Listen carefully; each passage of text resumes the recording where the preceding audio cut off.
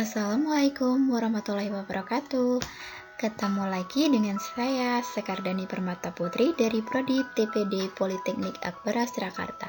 Tetap di channel saya, Sidoras. Apa kabar kamu semua? Semoga sehat selalu, rezeki lancar, dan tetap semangat. Salam kemanusiaan. Dari judulnya udah ketahuan kan kita kali ini mau ngapain? Iya, benar semua. Di video kali ini kita akan membahas mengenai komunikasi teknisi pelayanan darah kepada keluarga pemohon darah dengan judul donor darah itu gratis. Lalu kenapa yang butuh harus bayar? Sebelum masuk ke pembahasan, saya ucapkan terima kasih kepada dosen pengampu mata kuliah komunikasi Ibu Syarifah Sarjana Sains Terapan Magister Kesehatan Masyarakat. Pelayanan darah spesial buat teman-teman masyarakat awam yang mungkin bertanya-tanya, donor darah itu gratis. Kenapa yang butuh harus bayar?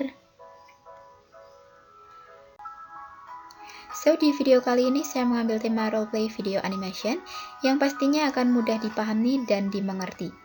Keep on watch. Darah sangat berperan penting dalam tubuh manusia. Bahkan kebutuhan pasokan darah manusia itu tiap harinya bisa mencapai ribuan bahkan jutaan kantong setiap harinya. Oh iya, sedikit informasi mengenai alur permintaan darah, bahwasanya alur permintaan darah itu harus runtut teman-teman. Pertama-tama dari pihak rumah sakit atau pihak keluarga membawa contoh darah, sampel pasien beserta surat permintaan darah yang telah ditandatangani oleh dokter penanggung jawab. Kemudian dibawa ke PMI. Nah, setelah sampai di PMI, maka akan didata dan dicocokkan oleh pihak customer service apakah identitas sampel dan surat sudah sesuai atau belum, dan apakah jenis kantong, jenis permintaan komponen darahnya, lalu apakah golongan darah pasien sudah sesuai dengan SPDT-nya. Nah, setelah permintaan diinput, maka sampel darah pasien akan masuk ke laboratorium untuk dilakukan apa? Proses pemeriksaan uji cocok serasi.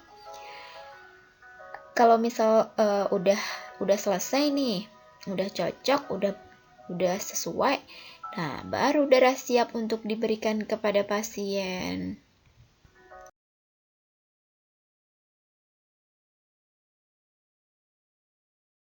Kalau teman-teman udah tahu alurnya, maka selanjutnya saya akan menjawab pertanyaan-pertanyaan yang terngiang-ngiang di kepala teman-teman tentang kenapa setiap orang yang membutuhkan darah harus membayar sejumlah biaya.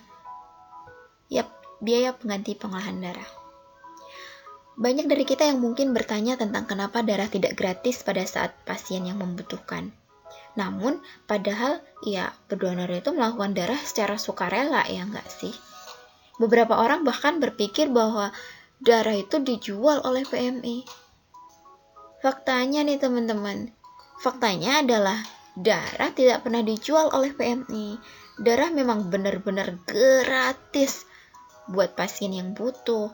Namun ada biaya pemrosesan yang perlu ditanggung oleh pasien. Nah, biaya ini disebut dengan biaya pengganti pengolahan darah atau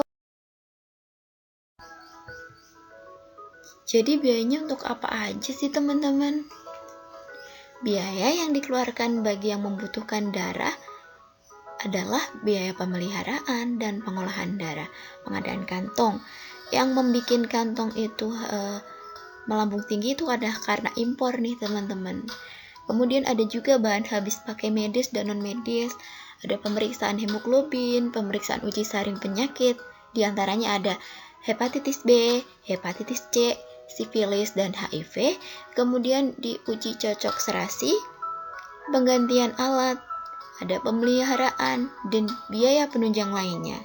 Nah, teman-teman, proses dari pengambilan darah dari pendonor melalui beberapa tahapan yang bisa memakan waktu hingga kurang lebih 6 jam lamanya. Nah, setelah melalui proses panjang itu, barulah darah bisa diberikan kepada pasien.